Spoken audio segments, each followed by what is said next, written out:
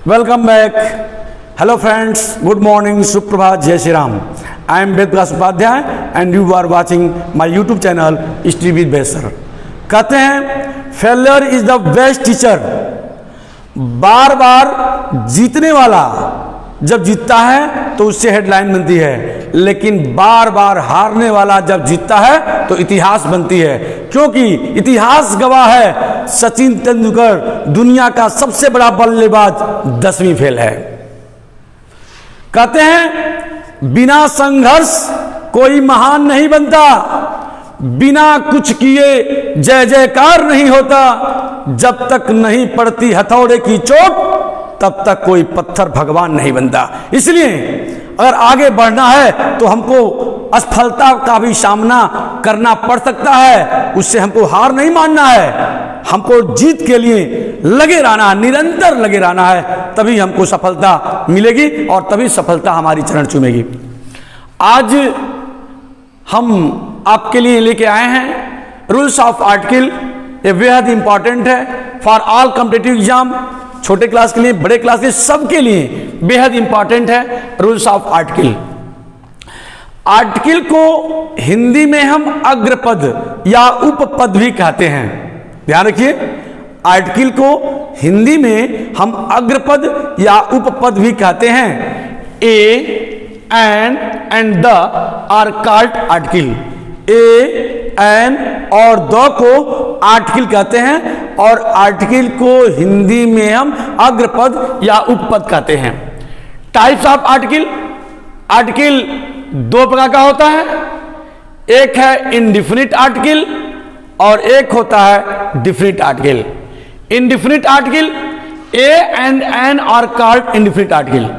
ए और एन को indefinite article कहते हैं।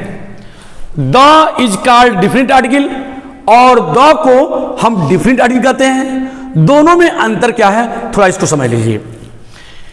A and an are called indefinite article.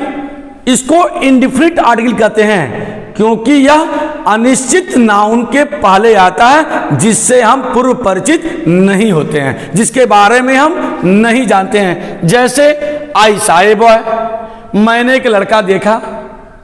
अब वह लड़का, उसको हम जानते नहीं हैं वह कहाँ का है, वह लड़का है, सिंपल आप भी जानते हैं वो लड़का है, लेकिन वो लड़का कौन है आप नहीं जानते हैं, क्योंकि हमने कहा कि ये जो आर्टिकल है इंडिफिनिट आर्टिकल ए और an, I saw a boy, boy के पहले ए आया है, यानी कि अनिश्चित नाउन के पहले आया है, जिसके बारे में कोई निश्चितता नहीं है, जिसके बारे में कुछ जानते नहीं है। आयशा ए बॉय का मतलब एनी बॉय।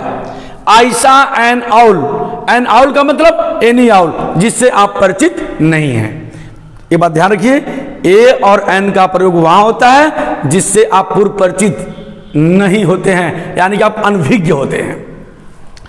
लेकिन the is called definite article. The को हम डिफिनिट आर्टिकल कहते हैं क्योंकि यह निश्चित नाउन के पहले आता है। जैसे यहां एक एग्जांपल है, I went to meet the teacher. देखिए, टीचर के पहले दो आया है, इसका मतलब यह डिफिनिट आर्टिकल है, माने निश्चित नाउन के पहले आया है। उस अध्यापक के बारे में आप जानते हैं, the teacher of our class.